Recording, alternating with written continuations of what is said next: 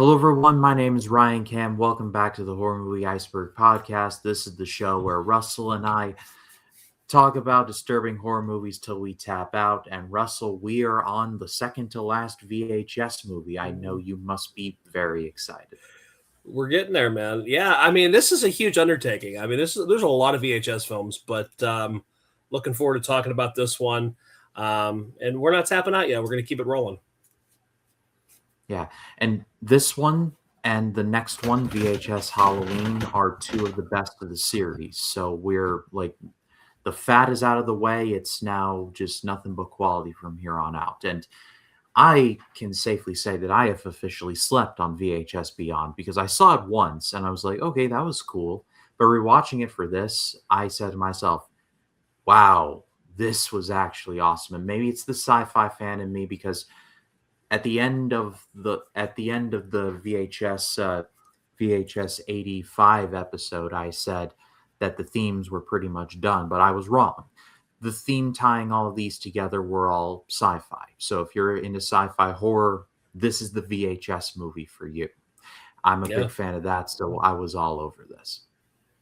Yeah, and I actually bought it on Amazon Prime. It was $4.99 to buy. It was a special, so I was like, "Well, that's cool." Now I just have it forever. But yeah, definitely enjoyed it though for sure. Yeah, but we'll be talking about it.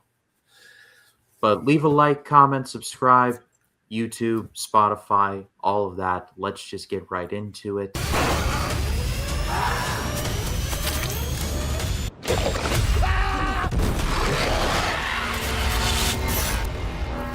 In case any of you are new, we are breaking these down segment by segment. And so we do the wraparound first, and then we do one segment for another. And to get the wraparound out of the way first, let's just talk about abduction/adduction, which is the title of the wraparound. What did you think of this one? I liked this one. This was one of the better ones, I thought. I liked the whole, the mystique of it, like this like mansion-esque in Canada. I thought it was really cool. And it was one of the ones, like I said, I thought this one kind of kept my attention a little bit more than some of the other ones. So yeah, I definitely did like this one a lot. This was directed by Jay Cheel, who up until this point had only directed stuff like documentaries. But I thought he did a solid job here. And this is just, again, kind of going away from the whole VHS in the literal sense, but it ties into the whole narrative of sci-fi. Like, it sets the tone pretty much from the get-go. Yeah, for sure. And I do like the fact that they do break away from putting the tape in the VCR, though it was cool. It kind of got redundant. Plus, this lets the directors get a little bit more creative with what they want to do. They can do whatever now. It doesn't have to all tie into like putting it on tape. You know what I mean? Putting it into a VCR. So I do like that. And I guess we can like spoil it a little, but I mean, just the people that see this, just wow. Like, I mean, the VHS, like the wraparound segments, the frame segments, like something happens to them all pretty much. Like, they all have a gruesome fate, but I feel like this might be the most gruesome. Like, even taking the last one into account, 85, that was pretty bad. But like, here is like the eggs are in them. Just, oh, that was gross. That was gross to me. Yeah, and I like how they set up with like a documentary crew and stuff like that. I like that. I thought that was kind of cool.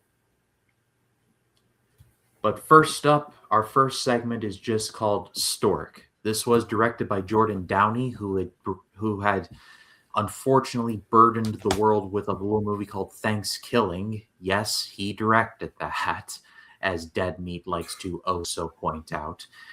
And it tells the story of a police unit called Warden, Warden, who are looking for some missing babies, 17 to be specific. And they are led by, well, not led, but one of their members is literally named E.T. because, sci-fi, you get it. This might be, this segment Russell, might be the most, like, where I said to myself, this director had to have been on drugs when he was like doing this, Or because was a fan. just I Yeah. have I have no words. Or was a fan of the animated show, the animated film Storks. I don't know. I don't know. This actually, I sent you a ranking of this. This actually may be last. It's just not very good. It's cool for a while, but then with the reveal of like the babies and stuff like that, it's so stupid. It is so dumb. Yeah, really Like dumb. I'll give him credit. It's very Evil Yeah. Dead coded with the chainsaw and like the camera on the Oh, chainsaw. 100%. I thought that was so cool. Like it made no sense, but it was so cool.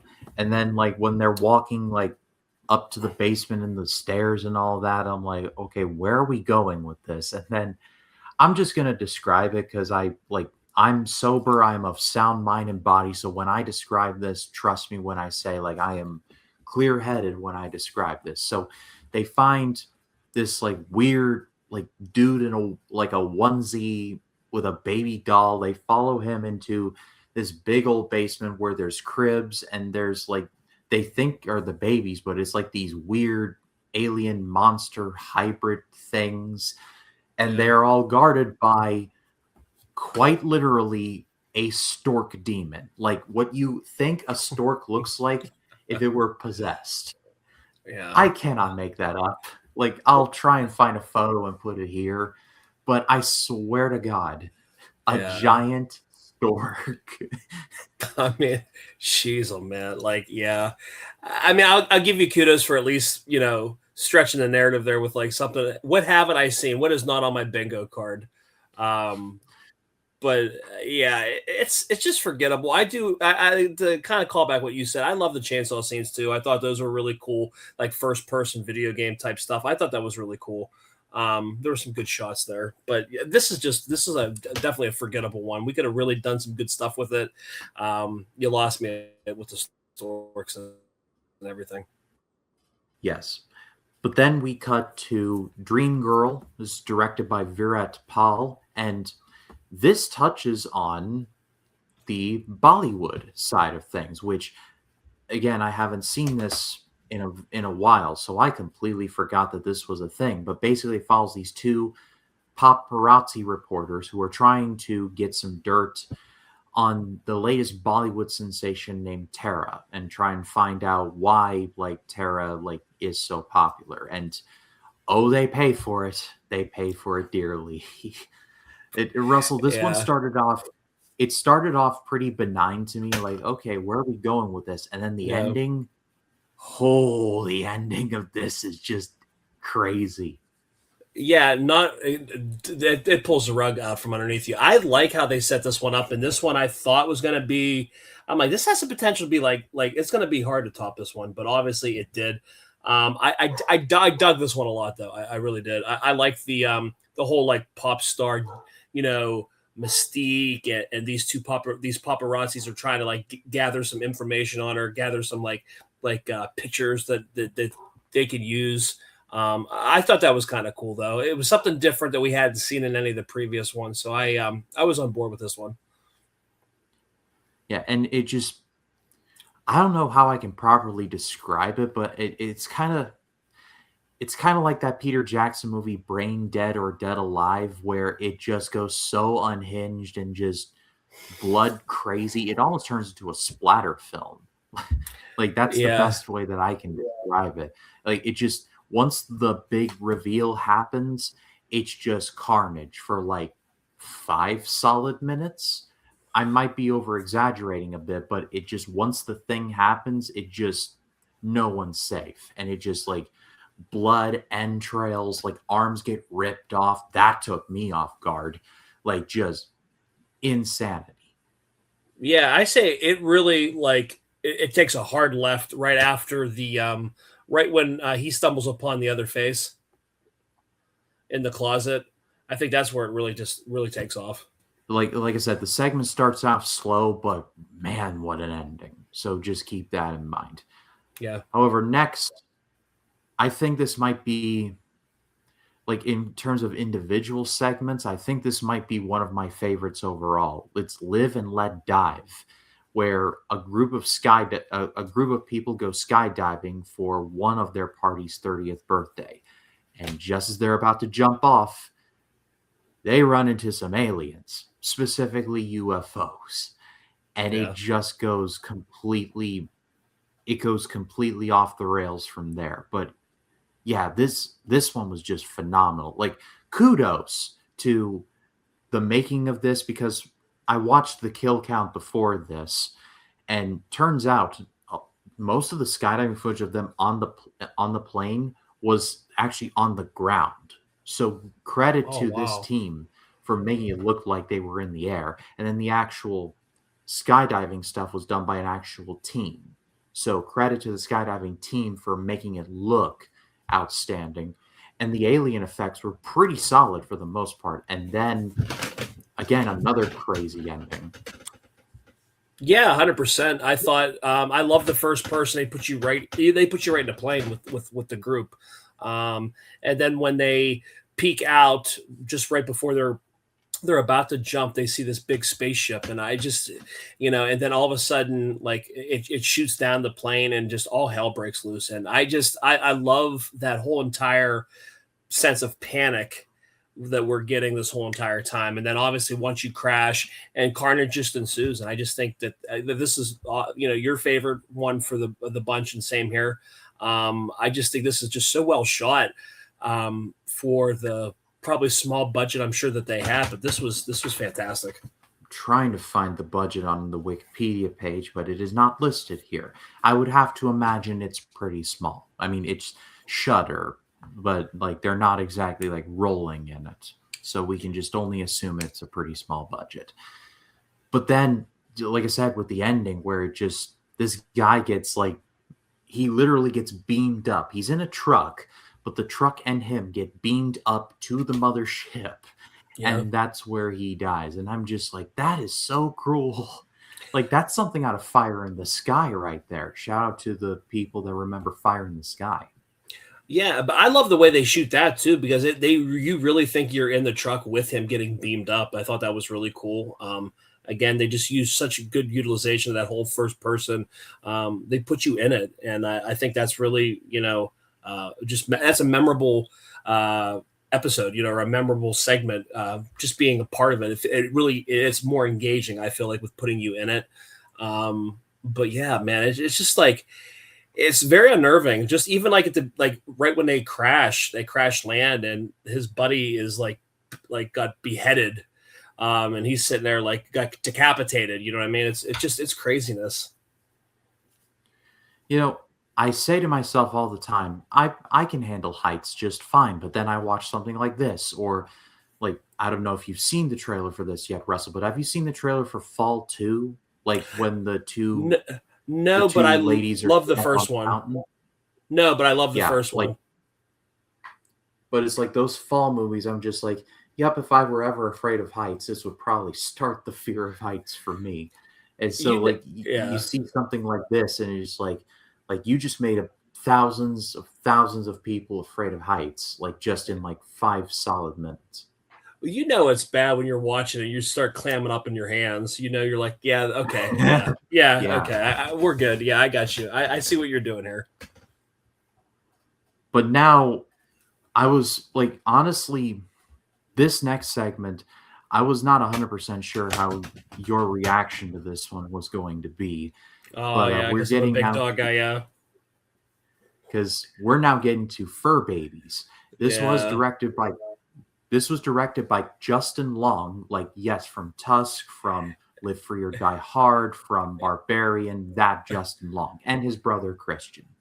It's funny because I didn't look at that. I didn't look at it going into it. And as this is unfolding, I'm like, shit, this is like Tusk. And then I look and I see who it's directed. I was like, son of a bitch. I was like, yep, there we go. It makes sense. It tracks. He stole Kevin Smith's notes. But by the Yeah. way, Tusk, that's a screwed up little movie. Oh That's man, directed to all of you out there. If you've never seen it, it's like, just it's so good. It's like, and Kevin Smith directed it, man. Come on, it's craziness. Yeah, he was on something when he was making that. But anyway, Yeah, so getting back to Fur Babies, it tells the yeah, story of a group of animal rights activists who find out that there's this woman who runs a doggy daycare kind of thing, but also does taxidermy. And, yeah, well, they go undercover to try and do a sting, and, well, they sort of kind of end up getting turned into dogs themselves. yeah. Again, that's putting it rather lightly. This is one of the ones where I'm not sure like how to feel because on the one hand it's pretty effective, but at the same time I'm just like I I still don't know how to feel about Yeah. this.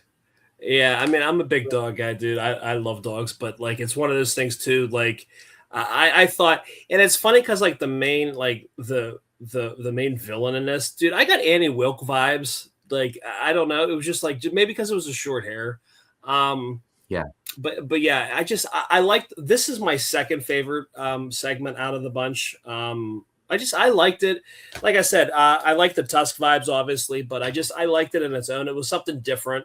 I felt like it pushed the boundaries that the other, segments from the other previous VHS films really didn't. They just really didn't explore that. It was more, supernatural or zombies or aliens and stuff like that. This one was something a little bit more barbaric and fun, and I actually liked it. So I dug it. Yeah, shout out to Libby Letlow who plays Becky, the main character, because she was Yeah, just genuinely unsettling. for sure. Like I said, Annie Wilk vibes for me. I thought she was great. I definitely would have liked to like this is something like I totally would have liked to have seen like a bigger like a movie based on. You know what I mean? I think that would have been really cool. Yes. Well, then, final segment is called Stowaway. This was directed by Kate Siegel, who is the wife of Mike Flanagan, who wrote this. So we've got the team of Siegel and Flanagan at this. And honestly, I like this concept more than the execution. Like, I can safely say that this is the one where I'm like, by God, they tried. And the ending is genuinely like really dark, which I appreciate. But I think the Yeah. road to getting there, I just wasn't a fan. No, I agree with you. I would say this is probably my next to last segment on it. You know what I mean? Storks, I think, would take number five. This would be like my fourth out of the five. Especially when you attach Flanagan to it, like you think I'm instantly hooked. I'm intrigued enough. But the execution, there was an idea there. It was really cool at first, but I just thought like it just the build up to get there was kind of boring. I mean, some of it was really cool, like some of the aesthetics, some of the the shots were cool, but I think overall execution, I was just kind of like let down by it. I thought I wanted more. I thought we could have done a lot more. I felt like I said, I wasn't satisfied. Yeah, and it's a shame too, because Kate Siegel is legitimately really talented. Like she was in this movie called Hush, also directed by Mike Flanagan. Oh It's yeah, not on Netflix anymore. Why? yeah, Like everyone should go out of their way to watch Hush. But and again, like I said, I like this concept more than this execution because there's a lot to like here. I like the look of the inside of the spaceship, and like I said, the fate of the fate of Haley, like just how she ends up, I'm just like, I wouldn't wish that on my worst enemy. But everything kind of leading up to it, I was just, yeah, this could have been better. yeah. No, I agree. Yeah. Ultimately, though, this is not one of Flanagan's better works, which is rather sad. Yeah, he's usually hit for the most part. Yeah, this one just big miss for me. As a grand package, though, I thought that this was fantastic, though. I'm going to give this whole VHS Beyond an amazing grade. There's definitely some bumps in the road here, but honestly, not enough to take away from my enjoyment. There's a lot to like here. And I think like it's this one and the next one, Halloween and VHS 2, are like my top three. Yeah, like I said, this is more hits than misses here. The hits hit like the skydiving alone. I think that, and you pair that off with the dogs and the uh, the um, the pop star. I think that those were all three really, really solid segments, and I really think overall, to me, I would recommend this one definitely. Yes. But what did you all think of VHS Beyond? Let us know in the comments. Love to read what you have to say. Russell, thank you so much for doing this with me. As always, tell the people where Absolutely. they can find you. Yeah, Notorious by Chance on Facebook. We haven't put any polls up lately because we're really trying to focus on the MCU here. We still haven't shot, but we will be shooting Captain America Winter Soldier. Our latest episode, Thor Dark World, is out. So check that one out wherever you get your podcasts. And you guys can find us on the YouTube channel as well, Notorious by Chance. All right. Link below. Subscribe to them over there. As far as this channel goes, next Friday, we will return to the world of Rob Reiner, and we will take a look at Ghosts of Mississippi, another one that I've never seen, but I only know about it because, well, it's 96, and I'm doing a big 96 project here on the channel, cheap plug. But also, like I said in last week's video when we talked about the American president, this movie went up against Beavis and Butthead Do America, and Siskel and Ebert liked Beavis and Butthead over this. So the prospects of that are interesting to say the least. But when we get back to VHS, we will be finishing the story. We will be reviewing the last, so far anyway, VHS movie. It is VHS Halloween, and I think, Russell, you're going to really dig that because it's all Halloween themed stories. Love it. We're going to be doing a Halloween in July, if you will. I dig it. I'm on board. All right, but for Russell, my name is Ryan Cam. See you all in the next one. Y'all take care.